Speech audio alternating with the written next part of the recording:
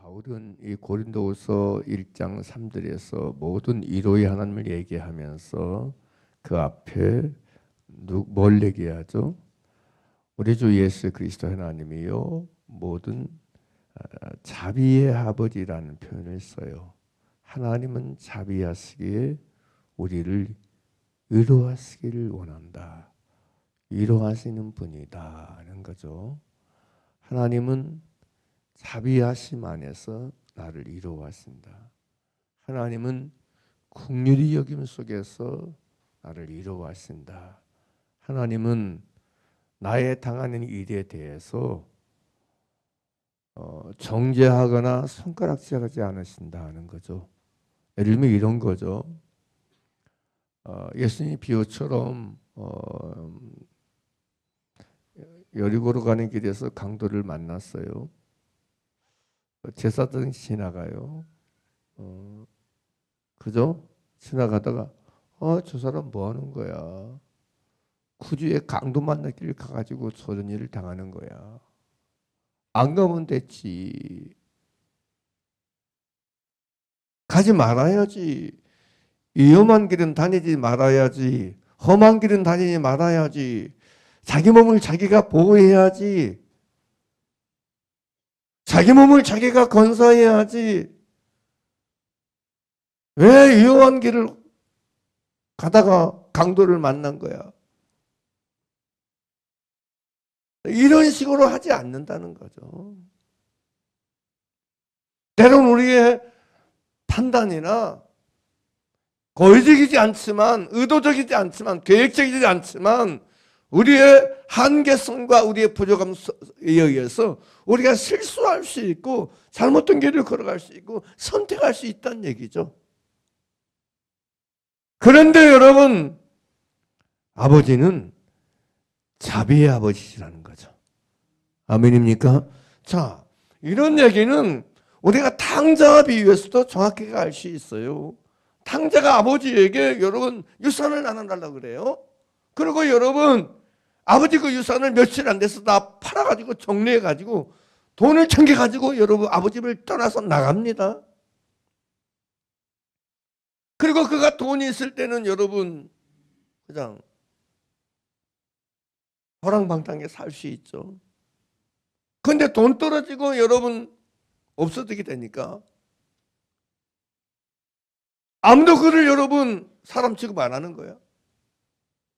너무 저리고 배고프니까 돼지가 먹는 쥐엄 열매로 배를 채우고자 하지만 저런 데 없어 못 먹어요. 그러나 탕자가 아버지 집을 생각하죠. 내 아버지 집에는 여러분 양식의 풍족한 품꾼이 얼마나 많은고 내가 하늘과 아버지께 저를 얻었지만 내가 아버지 집에 돌아가리라. 그래서 아버지 집에 돌아온다고요. 탕자가 아버지 집에 돌아왔을 때 아버지가 손가락질 합니까?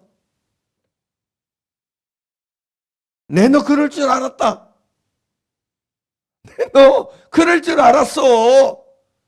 아버지가 여러분 이런 식으로 여러분 자녀를 맞이하고 대하십니다. 아닙니다. 아버지는 자비의 아버지인 줄 믿으시길 바랍니다.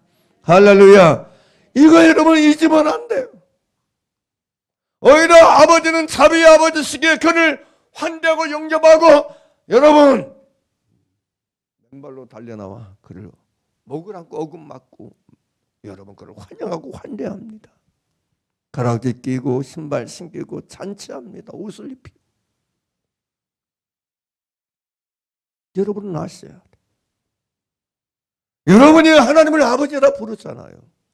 그 아버지가 어떤 아버지인 줄 아는 것 중요해요. 만나는 것 중요해요. 깨닫는 게 중요해요. 맛보는 게 중요해요. 누리는 게 중요해요. 나의 아버지는 어떤 아버지시다? 자비의 아버지시다. 자, 3절을 다시 보죠. 같이 읽을까요? 시작. 찬송하리로다. 그는 우리 주 예수 그리스도의 하나님이시요. 뭐라고요? 자비의 아버지시다. 그래요. 누구에게 자비의 아버지시냐? 나에게 자비의 아버지시다. 형제하고요, 아버지하고 다릅니다. 형이 여러분 집에 돌아오니까 잔치 소리가 들려. 뭔 일인지 알아봤더니 동생이 돌아왔다고 여러분 손잡고 잔치하고 있는 거야. 그러니까 나에게는 염소 새끼 하나도 여러분 잡아서 잔치 안 지렸거든. 이게 뭔 일이냐고 여러분 형은 특이하잖아. 아버지에게 따지잖아요. 사람은 나를 그렇게 취급할 수 있고 형제는 나를 그렇게 말할 수 있지만 아버지는 언제나 변함없는 자비의 아버지신 걸 잊지 마시기를 바랍니다. 그리고 그 자비의 아버지, 그 아버지시기에 우리를 위로하십니다.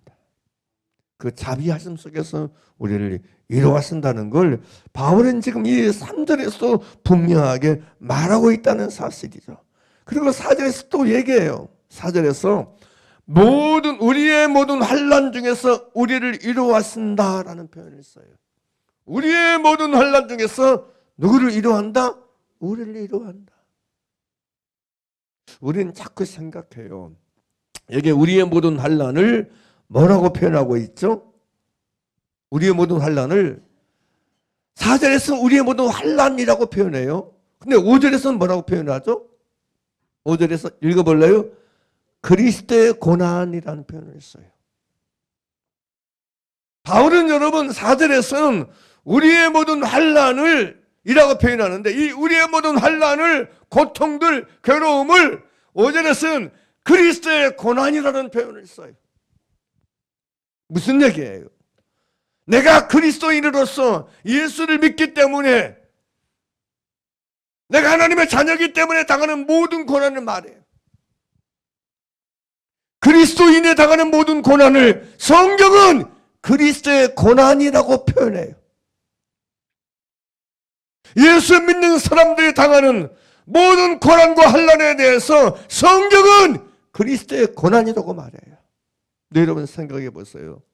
우리는 내가 그리스도인으로서 당하는 고난만을 생각하지 그리스도에 당하는 고난 때문에 고난으로 말미암아 우리를 위로하시는 하나님을 만나는 경우는 흔치 않은 것 같아요. 고난만 말해. 내가 예수 믿기 때문에 당하는 어려움을 말해요. 내가 예수 믿기 때문에 당하는 손해를 말해요. 그렇지만 내가 그리스도인으로서 받는 고난 안에서 그럼에도 불구하고 내가 당하는 모든 고난, 내가 당하는 모든 환난을 통해서 그 안에서 나를 위로하시는 하나님을 만나는 경우는 많지 않다는 게 문제인 거예요. 여러분은 어떻습니까? 내가 믿는 자로서 내게 당하고 내게 일어난 모든 일들을 생각하면서 그런 기억을 잘하면서 내가 당하는 모든 고난과 환난 속에서 나를 위로하시는 하나님을 나는 만나고 있습니까? 여러분 이런 얘기예요. 자, 4절 다시 보세요. 4절 읽겠습니다. 시작. 우리의 모든 환난 중에서 우리를 위로하사 그러잖아요. 우리의 모든 환난 중에서 환난 가운데서 난 지금 환난 가운데 있는데 환난 가운데 있는 그 시간 속에서 그 순간 속에서 그 상황 속에서 나를 위로하신다. 역설 짓기지만 이게 굉장히 중요합니다.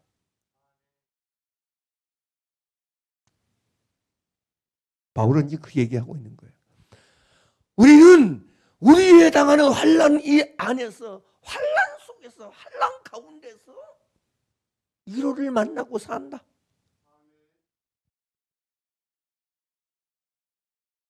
위로의 하나님을 만난다. 위로의 하나님을 경험한다. 위로의 하나님을 느낀다. 위로의 하나님을 깨닫는다. 위로의 하나님을 발견한다. 이 얘기를 하고 있는 거예요. 고난만 만나고 사는 인생이 아니고 환난만 만나고 사는 사람이 아니고 위로를 만나고 사는 사람, 이걸 얘기해요. 다시 묻습니다. 여러분 뭘 만나고 사는 사람입니까? 환난과 고통과 고난 외에는 만나는 게 없습니까? 내가 믿는 사람으로서, 내가 그리스도인으로서, 내가 하나님을 아버지라 부르는 사람으로서 이 환난 중에도, 이 고난 중에도, 이 어려움 속에서도 나를 위로하시는 하나님을 깨닫고 만나는 은혜가 있기를 간절히 바랍니다. 근데 그 비밀의 키가 뭐예요? 지금까지 계속 제가 얘기했던 것처럼 내 안에 진심으로 그 모든 고난과 환난 속에서 하나님을 의지하는 진심을 가지면 위로의 하나님을 만난다는 거죠. 위로의 하나님을 경험한다는 거죠. 그래서 9절 10절이 그 얘기로 귀결되는 거예요. 다시 읽겠습니다. 이 설명들이 있고 9절 10절 다시 보세요. 함께 읽겠습니다. 시작.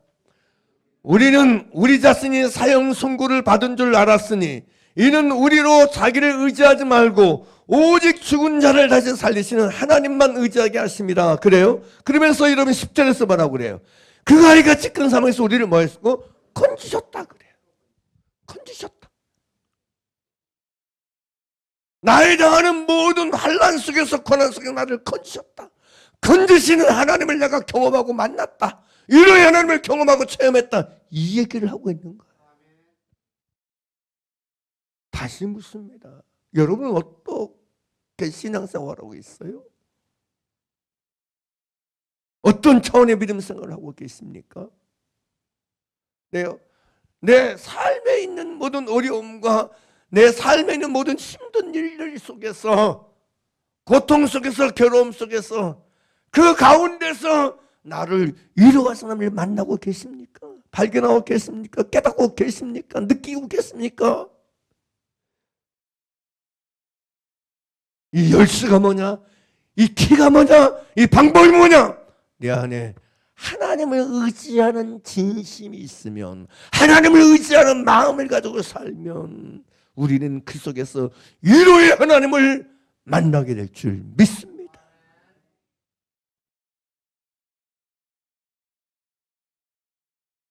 그래서 여러분 바울이 말하는 거예요.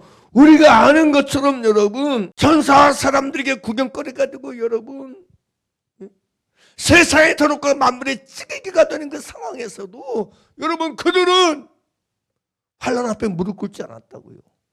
고난 앞에 무릎 꿇지 않았다고요. 핍박 앞에 무릎 꿇지 않았다고요. 어려움 앞에 무릎 꿇지 않았다고요. 할렐루야.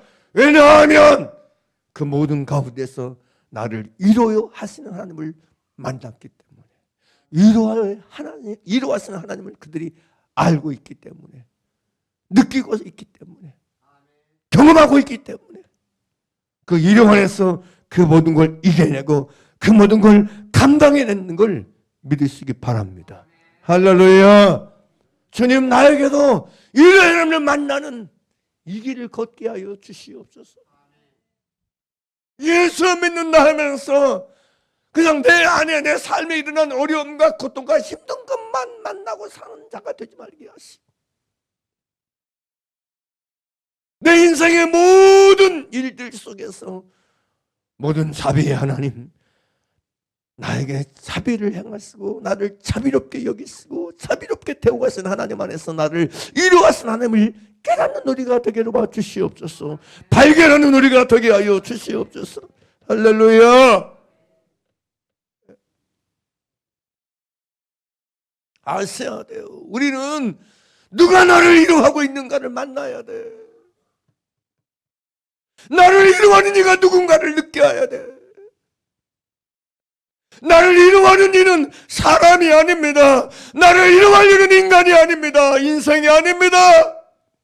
여러분 계속해서 이 주제를 얘기했지만 신앙생활 한다고 하면서 교회 와서 끊임없이 인간의 위로를 기대하고 인간의 위로를 찾는 사람이 얼마나 세부렸어요. 세부렸다. 얼마나 많습니까? 내가 이 교회 가면 목사님 나를 위로해 주려나, 이 교회에서는 누가 나를 위로해 주려나, 전도사님이 나를 위로해 주려나, 장로님이 나를 위로해 주려나, 권사님이 나를 위로해 주려나, 우리 쌀장이 나를 위로해 주려나, 이 교회에서 누가 나를 위로해 줄까? 나를 위로해 줄 사람이 있을까 없을까? 끊임없이 나를 위로해 줄 인간과 인생과 사람을 찾느라 눈 돌리며 사는 그런 마음으로 살아가는 사람이 얼마나 많아요. 그러면서 얘기해요. 상처 입었다, 힘들다, 사랑이 있다 없다.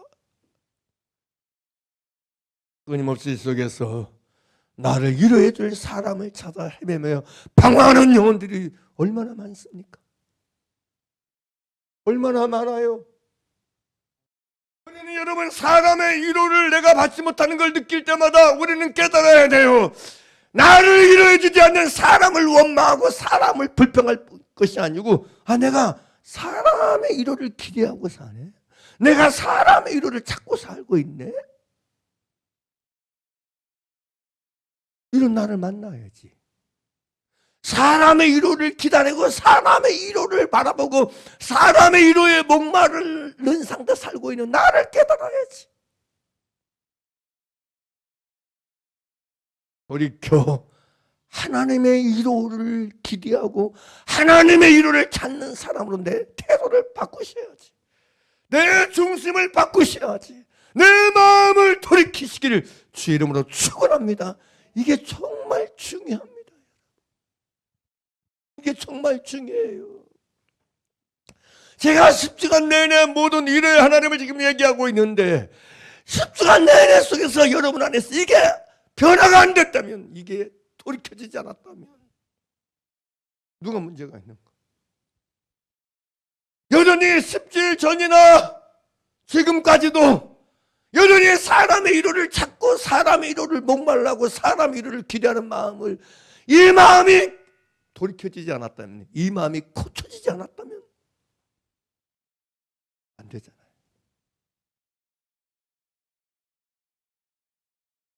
더 전심으로 사람의 위로가 아닌 하나님의 위로를 구하고 하나님의 위로를 바라보고 하나님의 위로를 발견하고 깨닫는 사람으로 우리가 돌이켜지고 우리가 깨어나길 예수님을 가지고 축원하고 축복합니다.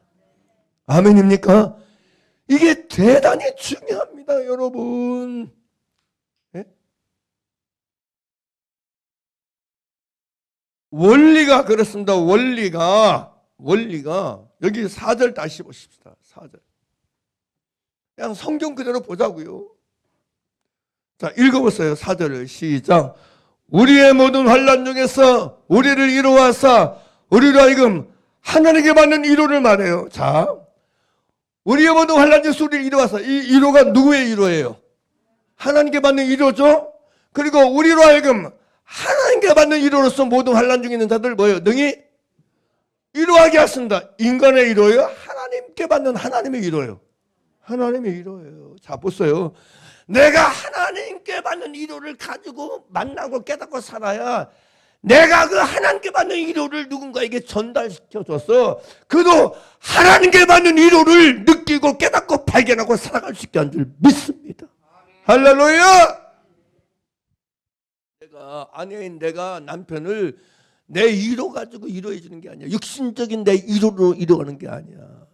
내가 하나님께 받는 위로가 있을 때 내 안에 가진 그 하나님께 받는 위로를 가지고 남편도 하나님께 받는 그 위로 속에서 위로해 줄 때 그가 하나님의 위로를 깨닫고 하나님의 위로를 만나고 하나님의 위로를 발견하고 하나님의 위로를 경험하는 길을 걷게 될 줄 믿습니다. 우리는 그게 맞아. 그게 우리끼리 여러분 육신적인 위로 사람의 위로를 주고받는 관계가 여러분 그게 성도의 교제가 아니라고요. 성도의 교제는 믿는다의 교제는 서로가 서로에게 하나님께 받는 위로를 전달해주고 하나님께 받는 위로를 여러분 나누어줘서 서로가 하나님께 받는 위로를 체험하고 경험하고 발견하는 그 길을 걷도록 돕는 것임을 기억하시길 바랍니다. 그러니까 여러분 자녀에게 엄마의 내 위로, 아버지의 내 위로, 이게 뭐 하는 거예요? 그런 위로는 세상에도 있어요. 그런 위로는 불신앙의 세계도 있어요, 여러분. 그래서 여러분 내가 하나님께 위로받는 것이 있는 게 얼마나 중요한지 몰라요. 다시 한번 생각해 보세요. 나는 내 남편에게 내 아내에게 내가 하나님께 받는 위로를 전달해주고 사는 사람인가?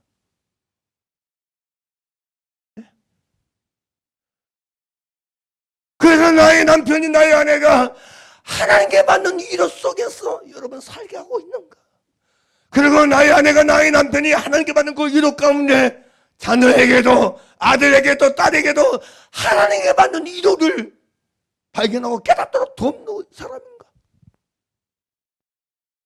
이게 원리라니까, 원리. 그러니까 우리가 하나님께 받는 위로를 단순하게 보면 안 된다고요. 단순하게 보면 안 돼요, 여러분.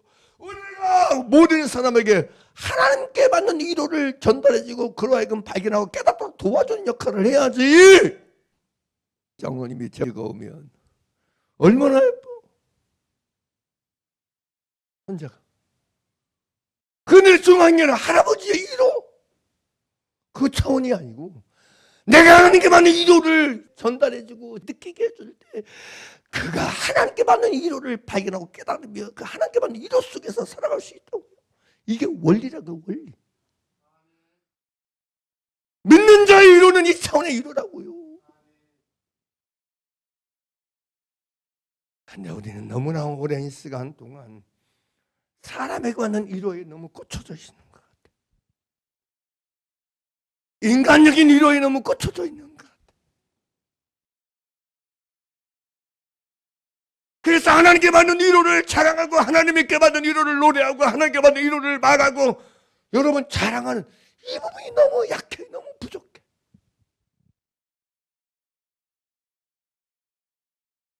여러분은 지금까지 믿음 생활하면서 어떻게 여기까지 왔다고 생각합니까? 내가 잘 버티고 왔지. 내가 잘 버텨왔지. 내가 워낙 남보다 근성이 있어서 오기가 있어서 인내력이 있어 끈기 그렇습니까? 모든 자비의 하나님께서 우리를 위로해 주는 위로가 있었기에 여기까지 왔다고 믿습니다. 할렐루야. 정말 중요합니다. 정말 중요해요. 그래야 여러분이 자녀를 생각할 때도 아버지 하나님 이 자녀가 하나님께 위로받는 삶을 걷게 해주세요. 하나님께 위로받는 사람으로 살게 해주세요. 이걸 기도할 수 있다니까. 어디 가나 좋은 사람 만나는 거, 선한 사람 만나는 거, 이보다 더 중요한 게 하나님께 받는 위로를 경험하고 깨닫고 만나고 사는 게 제일 중요한 줄 믿으시기 바랍니다.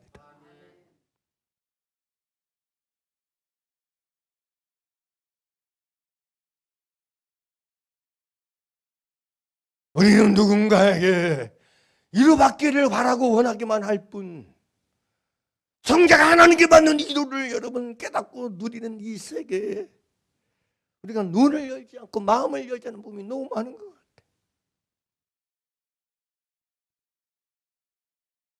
그래서 이 안에 삶의 전 날들 속에서 나 같은 사람을 위로할 수 있는 모든 위로의 하나님을 내가 깨닫고 느끼는 깊이가 너무 얕다.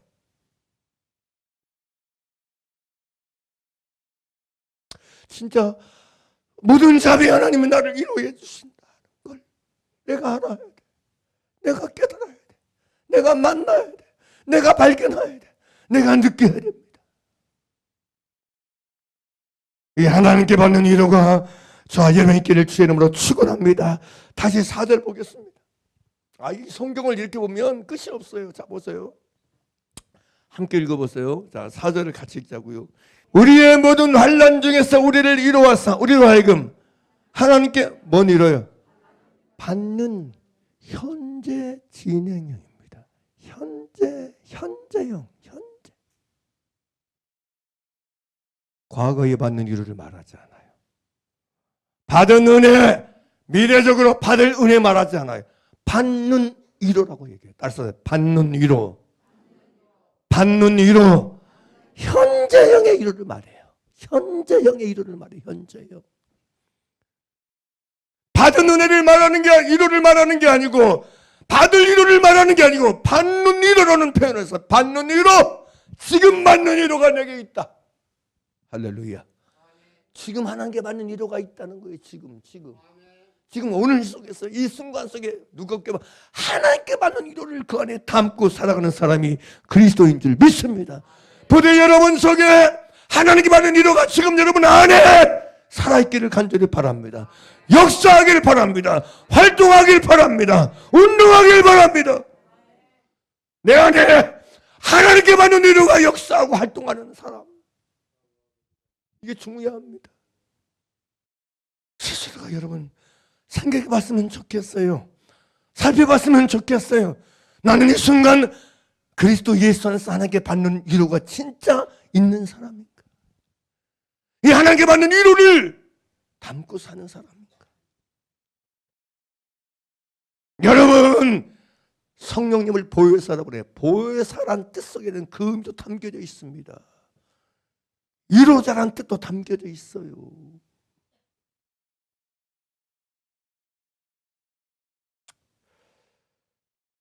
사랑하는 여러분, 제발 나를 위로하는 이가 없다고 탄식하고 원망하고 불평하지 말고 그 모든 상황과 그 모든 시간 속에서 나를 위로하시는 하나님을 찾고 깨닫고 만나고 경험하고 발견하고 배워서 습득하고 경험하는 누리는 저희 여러분 되기를 간절히 바랍니다. 할렐루야.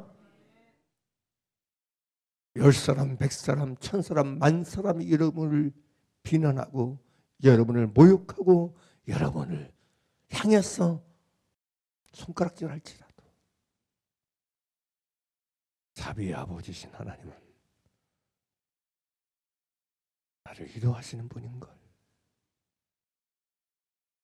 깨닫길 바랍니다. 사람이 나를 위로하지 않는 게 느껴질 때마다 나를 위로하시는 하나님을 믿으시고 찾으세요. 내가 내 인생에 사람의 위로가 너무 없다, 부족하다 여길 때마다, 느껴질 때마다, 그게 발견될 때마다 반대편에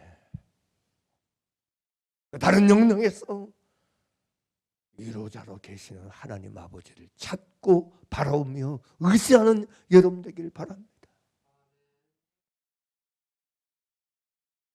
사람 속에서, 사람 중에서 나의 위로자를 찾지 말고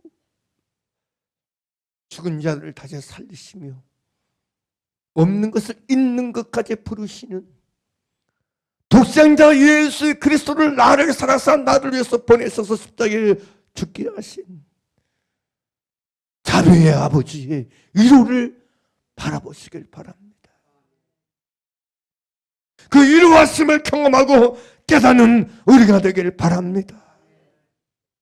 6절 보면 그래요. 그렇게 얘기해요. 6절 같이 읽겠습니다. 6절 시작. 우리가 환난 당하는 것도 너희의 위로와 구원을 받게 하려는 것이요. 자, 이런 표현을 써요. 우리가 환난 당하는 것, 우리가 환난 당하는 이유가 뭐냐, 원인이 뭐냐? 너희가 위로와 구원을 받게 하기 위함이다. 이게 무슨 얘기일까요? 지금까지 설명했던 그대로예요.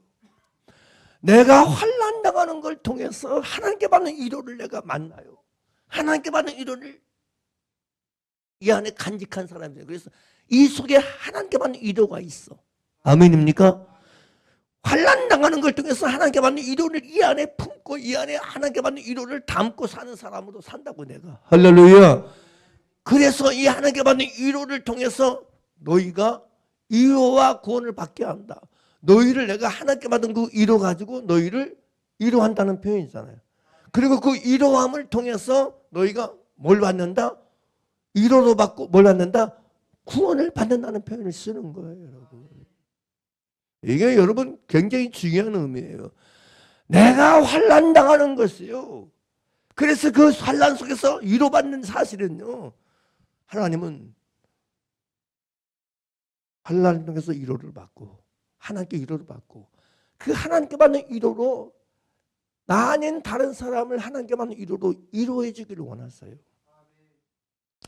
그리고 그 위로를 통해서 그가 구원받기를 원하세요.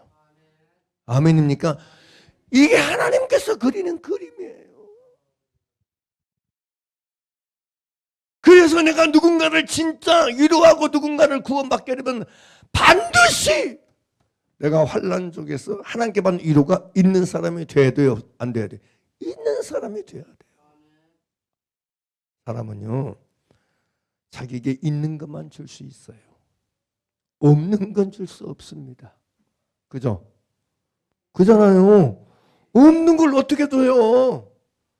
있는 것만 줄 수 있어요. 내가 하나님께 받는 위로가 있어야 하나님께 받는 그 위로를 누군가에게 전달해 줄 수 있다고요. 아멘입니까? 유통시켜 줄 수 있다고요. 그리고 내가 하나님께 받는 그 위로를 누군가에게 유통시켜 줄 때 그 사람 역시 하나님께 위로를 받는 사람이 되어서 그 위로 속에서 뭐예요? 구원받는 길을 걸어갈 수 있고 선택할 수 있다고요. 그래서 우리가 여러분 누군가를 위로하는 건 결코 작은 일이 아니라는 거죠. 굉장히 중요한 일이라는 거죠. 사람은요 누군가에게 위로받을 때 마음을 엽니다. 누군가에게 위로받을 때 그 사람 하는 말을 받아들여요.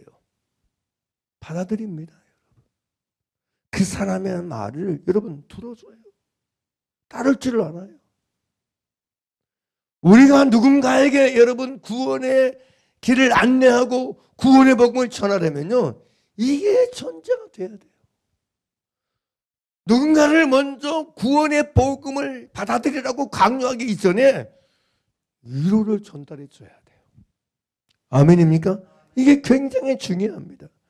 제가 그리고 지금까지 위로에 대해서 얘기하면서 여러분 중요한 거 하나 얘기했죠. 사람은 누군가의 뭘 받을 때? 존중을 받을 때 위로를 받는다. 존중 없는 위로는 없다. 누군가를 내가 진짜로 위로해 주려면 그 사람을 그 상태 그대로 그 존재 그대로 존중해 주는 마음을 가져야 된다. 영접하고 받아주는 마음을 가져야 된다. 품는 마음을 가져야 된다. 조금이라도 그 사람의 상태나 그 사람의 모습에 대해서 손가락질하고 있으면 안 된다.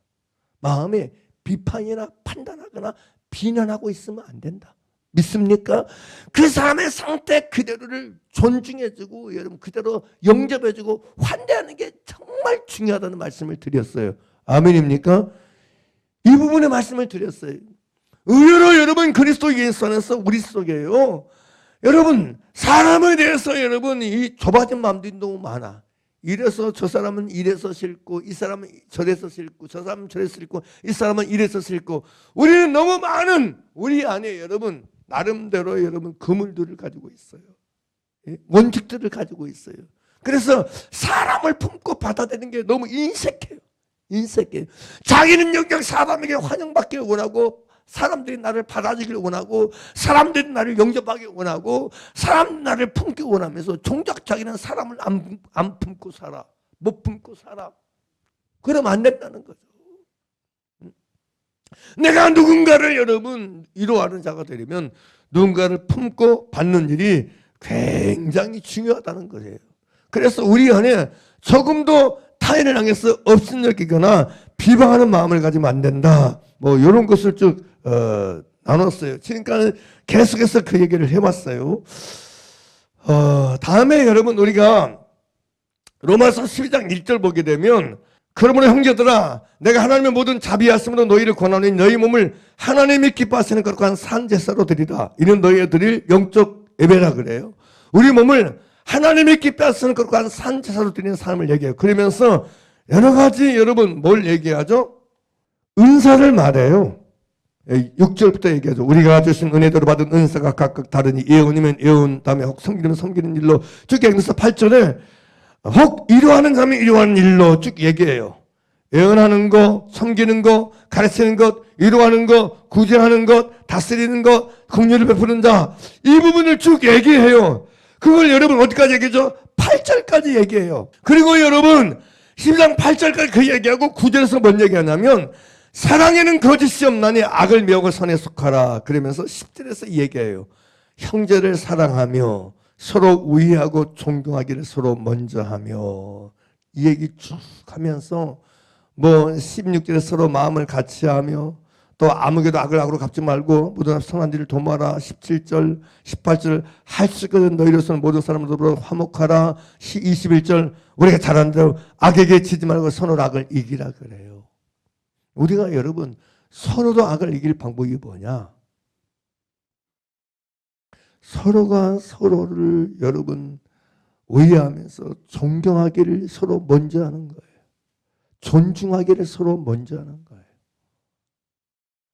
비판하고 판단하고 손가락질하는 게 아니고 서로가 서로를 존경하기를 먼저 하는 거예요. 서로가 서로를 영접하고 존중하기를 먼저 하는 거예요. 아멘입니까? 내가 누군가를 받아주는 게 없으면 하나님이 일할 수 없어요. 하나님의 그 관계에 개입할 수 없어요.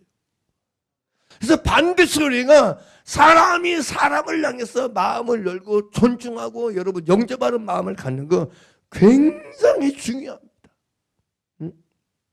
그게 선으로 악을 이기는 방법 중에 하나예요.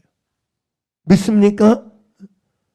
그것이 내가 누군가를 위로하는 아주 가장 우선적으로 해야 될 일이에요. 여러분이 누군가를 위로하는 자가 되려면 무엇부터 시작해라? 받아들이는 것부터 시작해라. 품는 것부터 시작해라. 아멘입니까? 위로의 시작이 뭐라고요? 받아주는 거예요. 위로의 출발은 받아주는 거예요. 내가 누군가를 받아줄 때, 내가 누군가를 영접할 때, 존중할 때 위로가 시작될 수 이게 없으면 위로 없습니다. 위로 못합니다. 아무리 자녀에게 뭐 따뜻한 밥을 챙겨주고 여러분 간식을 챙겨주고 옷 사주고 그래도 위로가 안 돼요. 위로의 시작과 출발은요, 서로가 서로를 존재 그대로 존중하고 받아줌을 통해서 시작되는 거예요. 위로는 거기서부터 시작되고 거기서부터 출발되는 거예요. 믿습니까? 그래서 우리가 그 길을 걷기를 나사렛 예수 이름으로 간절히 바랍니다. 할렐루야. 자, 여러분 우리가 마태복음 7장을 보게 되면 7장 1절에서 5절 말씀에 뭐가 있죠? 비판하지 말라 그래요. 비판을 받지 않으면 비판하지 말라. 너희가 비판하는 그 비판으로 너희가 비판을 받을 것이요 너희가 하려는 그 헤아림으로 너희가 헤아림을 받을 것이다. 그러면서 여러분 3절이 뭐라고 그러죠?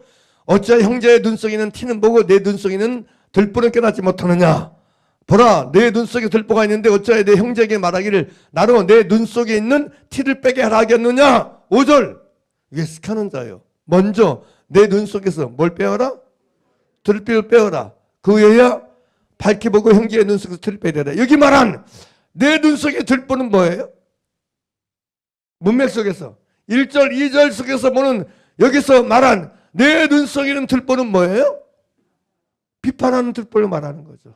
비판하는 거 그죠? 형제를 비판하는 거잖아요. 비판하는 게 뭐라고요? 들보라고요. 믿습니까? 믿습니까? 내가 비판하는 들보를 빼어내고 난 다음에 비로소 형제의 눈 속에는 티를 빼는 사람이 될 수 있다고요. 아멘입니까? 그러니까 비판하는 것 자체가 내 눈 속에는 뭐다? 들보다. 눈은 마음을 말하는데 마음 속에는 들보가 뭐라고요? 비판하는 것이다. 그래서 이 들보가 빼어져야 돼. 이 들보가 뽑혀져 나가기를 주 이름으로 축원합니다. 할렐루야. 자, 그러면서 여러분 그 다음 말씀 보게 되면 이 들보름에서 주님은 그게 외식이라고 표현하고 있어요. 근데 6절에 희한한 말씀이 등장해요. 6절 같이 보겠습니다. 6절. 거룩한 것을 개에게 주지 말며 너희 진주를 돼지 앞에 던지지 말라. 그들이 그것을 발로 밟고 돌이켜 너희를 찢어 상하게 할까 염려하라 그래요. 이게 무슨 말씀일까요? 1절, 2절, 3절, 4절, 5절에서 비판을 얘기하고 들보를 얘기하다가 갑자기 예수님이 6절에서 거룩한 것을 개에게 주지 말며 너희 진주를 돼지 앞에 던지지 말라 그래요. 개들이 혹은 돼지가 그것을 발로 밟고 돌이켜 너희를 찢어 상할까 염려하라. 그러니까 너희 진주를 거룩한 것을 개에게 주지 말고 너희 진주를 돼지 앞에 던져주지 말라 그래요. 왜 예수님이 여러분 이 말씀을 하시는 걸까요? 왜 예수님 지금 여러분 이 비판과 판단을 얘기하면서 이 말씀을 하시는 것일까요? 여러분 어떻게 생각하세요? 무슨 얘기냐면 문맥적으로 보게 되면 여러분 여기서 말씀하신 예수님이 말씀하신 여러분 이 개와 돼지가 누구란 얘기예요? 개와 돼지는 누구란 얘기예요? 비판하는 사람. 그리고 2절, 3절, 4절 말하자면 눈에 뭐가 있는 사람? 들보가 있는 사람. 다음에 5절에 말하면 외식하는 사람. 이 사람은 뭐란 얘기예요? 이 사람을 짐승에 비유하고 있어요. 이 사람을 돼지로 비유하고 있어요. 이건 충격적인 얘기입니다, 여러분. 충격적인 얘기예요. 예수님이 그렇게 말씀하세요. 비판하고 여러분 판단하며 사는 사람. 그래서 지난번에 로마서 14장 볼 때도 분명히 얘기했죠. 주님의 심판 앞에서 우리가 여러분 심판 앞에서 자백하는 게 형제를 비판하고 업신적인 거에 대한 자백이라고 믿습니까? 형제를 여러분 비판하고 판단하는 거엔 직고라고 분명히 얘기 드렸습니다. 문맥 자체가 그러니까요. 믿습니까? 근데 우리는 형제를 비판하고 판단하고 업신적인 것을 별로 아무렇지 왜? 그게 일상이 되고 그게 습관이 되어가지고 이것이 얼마나 큰 중죄인지를 몰라요, 여러분. 예수님 말씀하세요. 누가 개와 같은가? 누가 돼지와 같은가? 비판하는 사람이다. 비판하는 사람은 외식하는 사람이고 자기 눈 속에는 들불을 깨닫지 못한 사람이다. 그들에겐 거룩한 것을 주면 안 된다. 그들에게 진주를 주면 안 된다. 오히려 너희가 준 그 거룩한 것, 그 진주를 빌미 삼아서 그걸 발로 밟고 찢어서 돌이켜 너희를 오히려 역으로 공격해서 너희를 상하게 할 것이다. 이 얘기예요. 너희를 도리어 들이받을 것이다. 이 얘기하는 거예요, 여러분.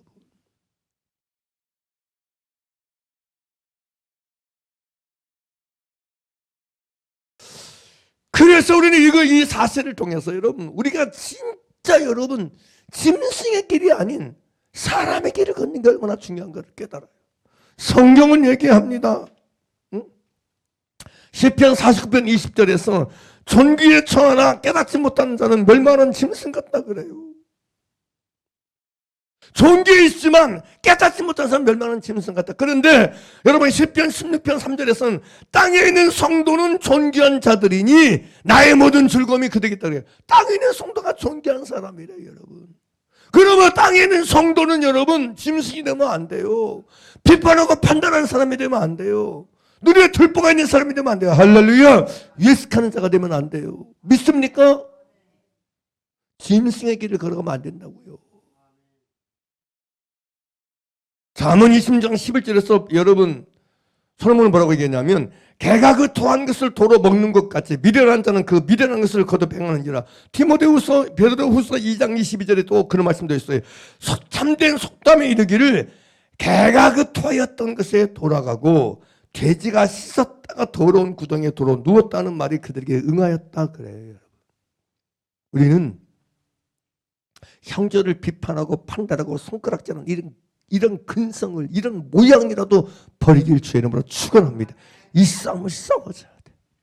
이 길을 걸어가야 돼. 그건 우리 자신에게 치명적인 독이 됩니다. 치명적인 해가 됩니다. 아멘입니까? 우리는 그 모든 것 속에서 내 안에 비판의 들보를 빼내는 길을 걷기를 주의 이름으로 축원합니다. 내 안에 누군가에서 비판하는 의식이 든다, 생각이 들어온다. 이게 내 들보다. 이게 내 들보다는 걸 깨닫고 직감을 쓰고 이게 내 들보인 걸 깨달으시고 그 들보를 빼내는 여러분 되기를 주의 이름으로 축원합니다. 이 작업을 해야 돼. 많은 사람들이 자기 눈에 들보를 빼내는 작업을 안 해. 그래서 짐승의 길을 걸어가요. 이게 문제인 거예요. 그래서 내 안에서 다시 얘기합니다. 여러분 안에서 나니 여러분 다른 사람이 계속 비판과 판단과 이런 의식, 이런 태도, 이런 생각이 올라올 때마다 여러분 이게 들보구나. 이게 내 눈에 들보다는 걸 직감하셔야 돼. 이게 내 눈에 들보다는 걸 받아들이셔야 돼. 이게 내 눈에 들보인 걸 인정하고 깨달으셔야 돼. 할렐루야! 이게 정말 중요합니다. 이게 정말 중요해요. 이 들보를 빼내지 않으면 우리는 끝까지 외식하는 자의 길을 걷게 되는 거예요. 왜 예수님이 여러분 외식하는 상각 발생들에게 너희 안에 모든 더러움과 불법이 가득하다 그래요. 안 빼내니까 들보를. 빼내지 않고 사니까. 그 속에 죽은 사람의 뼈와 모든 더러운 것이 가득하는 거지. 그래서 이 상황을 여러분 놓치지 말길 간절히 바랍니다. 이걸 놓치지 말아야 돼. 하나님은 비판하는 사람, 업신여기는 사람, 손가락질하는 사람, 멸시하는 사람, 쓰지 않습니다. 하나님은 짐승 쓰시는 분이 아니에요. 하나님은 사람을 쓰십니다. 자, 여러분이 모든 사람을 긍휼히 여길 줄 알고 존중히 여길 줄 알고 영접할 줄 아는 그 길을 걷기를 나사렛 예수님을 간절히 축원하고 축복합니다. 할렐루야. 이 고린도후서 여러분 1장 3절에서 10절 말씀에서 우리는 우리 삶의 모든 시간 속에서 환경에서 자리에서 나를 이루하시는 만나야 된다. 그 이루하시는 만나는 비밀의 키는 하나님을 의지함에서 난다. 내가 하나님을 의지하는 깊이만큼 수준만큼 이루어야 하나님을 만나게 되고 경험하게 된다. 내가 진짜 하나님을 의지하고 사는가를 확인하고 싶으세요? 내가 하나님께 받는 위로를 체크해 보세요. 아, 하나님 나를 위로하시는구나. 하나님 나를 건져주시는구나. 하나님 나를 위로하고 계신다. 이걸 만나고 이걸 깨닫는 수준과 깊이를 헤아려 보세요. 스스로가. 우리의 매 삶의 순간에서, 삶의 상황에서, 삶의 시간에서 하나님 나를 위로하시길 원하고 계십니다.